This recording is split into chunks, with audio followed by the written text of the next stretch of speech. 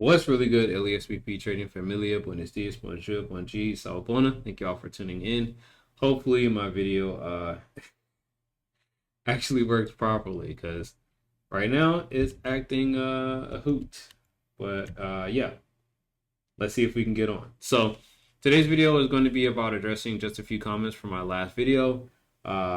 The video from the 7th and the video from the 10th. The one where I basically blew my $300 account, and then the other one where I was trying to pretty much see how I can fix myself. But it's about addressing a few comments from my last video. But before I start, I'd like to say that I really appreciate all the constructive criticism. I don't know about you, but it helps me to see from the outside in or other people's perspectives.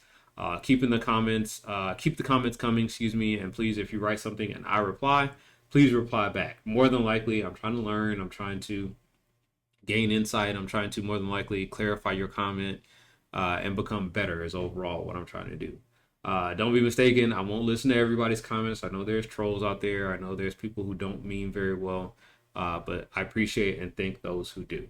All right, so first off, I'm going to go off of two main comments that I wrote a lot of detail on, and then secondly, I'll just kind of jump to some comments that you know are on the videos. So the first two comments, number one is, are my trades random? Yes, absolutely. No, no, my trades are not random. I use indicators within my strategy, and if you've been following me for a while, I'm just gonna dive over here, but it's kind of how my chart looks for the most part. If you've been following me for a while, you'll probably have seen the parameters. You kind of know what's going on my charts and my trading style. The sad thing about the strategy is that sometimes I have too many opportunities with my current set of confluences. And that's what I'm really working on right now. Working toward increasing those confluences, or at least making sure that the confluences that I do have don't produce so many trades. Because from the way I see it, the more that you trade, the greater the opportunity that you'll be able to lose. You know what I mean?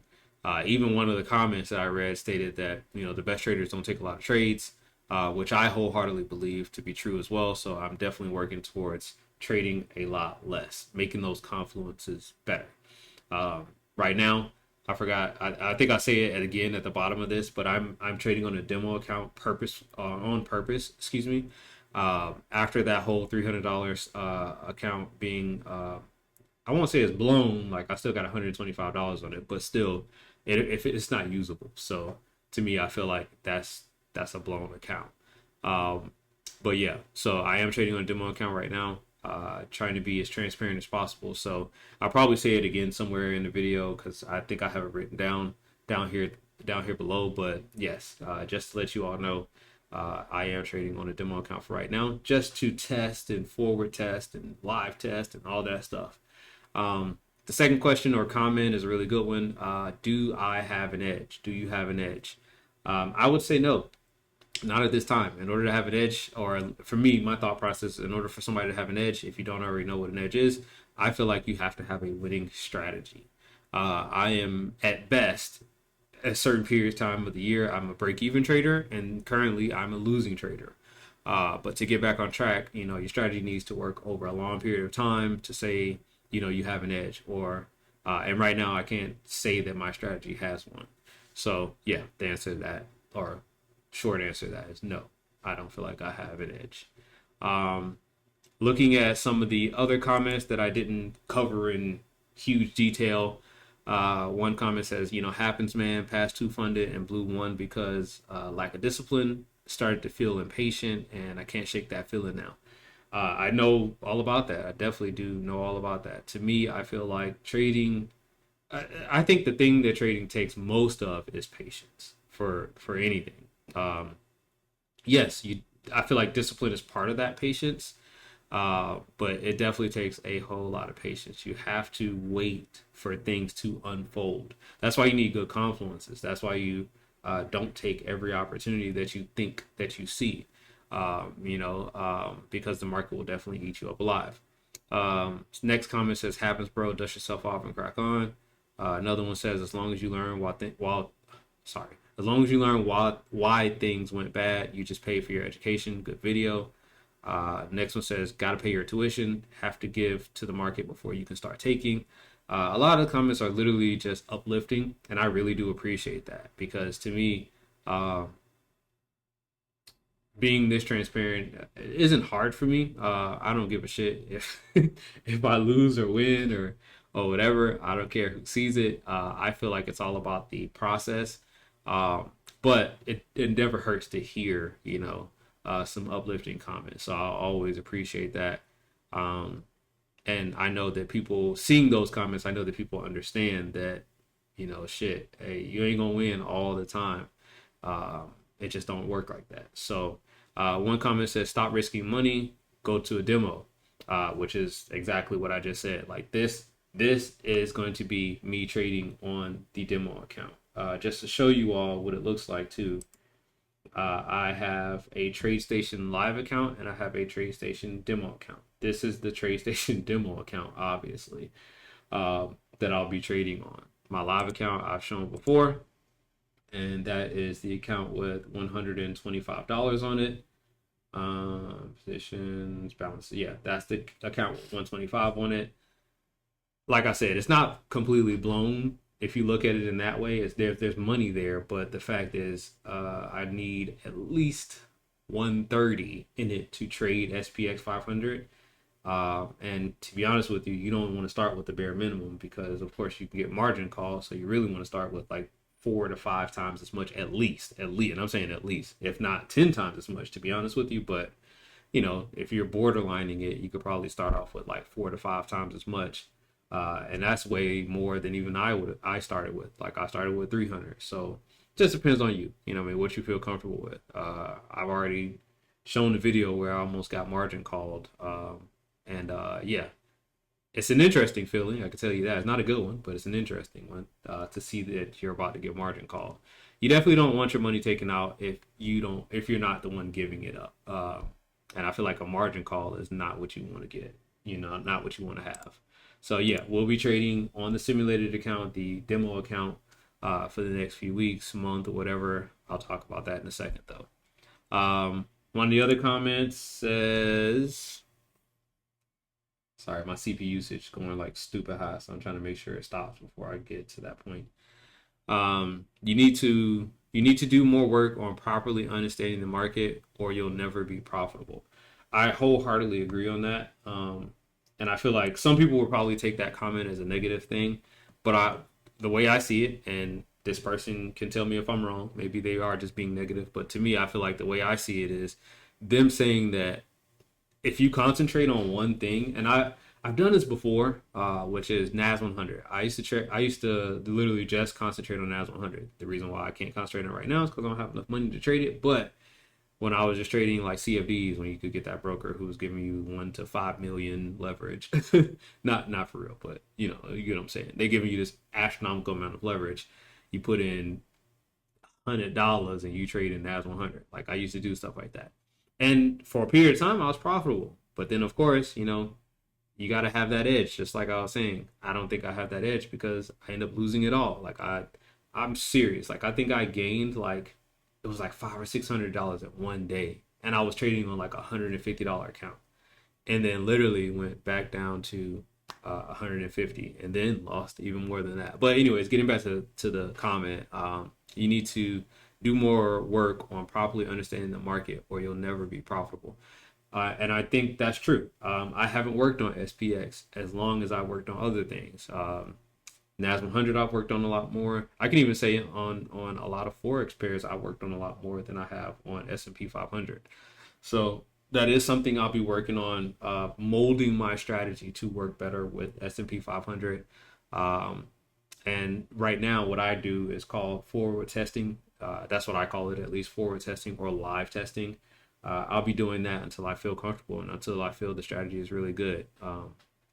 Another comment that, like I said, some people might read into it a little too deep, but I'm going to read it exactly how it says. It says, get off the 5 minute. You're looking at too much noise. Zoom out and learn to find imbalances. Learn an edge, supply demand, Elliott wave theory, RSI divergence, learn price action in all caps. You have all of this on YouTube, bro. The best traders let the trade come to them. You're just entering randomly. That whole day is nothing but chop.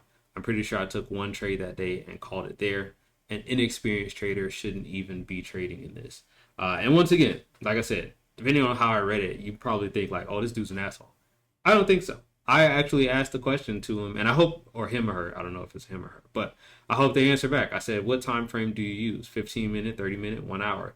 I'm trying to see shit. What might be a better time frame? Because if I don't get me wrong, 5 minute, yes, it's good and it's bad. And then I even go down, as you can see on the chart right now. I'm looking at the 3 minute. Sometimes I look at way too low time frames, and at one point in time, I was looking at the 1 minute time frame. Believe me, I know it is very choppy. I agree with this person. I said, what is your favorite entry criteria? Supply and demand or price action? Are you trading futures, CFDs, forex, or all the above?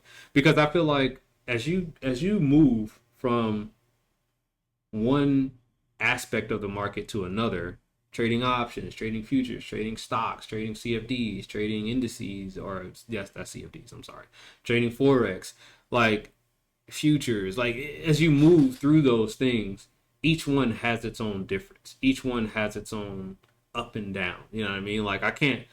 I'd be damned if I trade options the same way I trade forex. I'd be damned if I trade forex the same way I trade stocks. It just doesn't. To me, it just doesn't work like that. Yes, you can probably have a basis. Everything has a basis, which is the price and maybe some EMAs or support resistance and stuff like that. But yeah, you do have to kind of mold to the way that they move. Some move slow, some move fast. Some have contracts, stuff like that or whatever that you have to abide by expirations and all this other shit.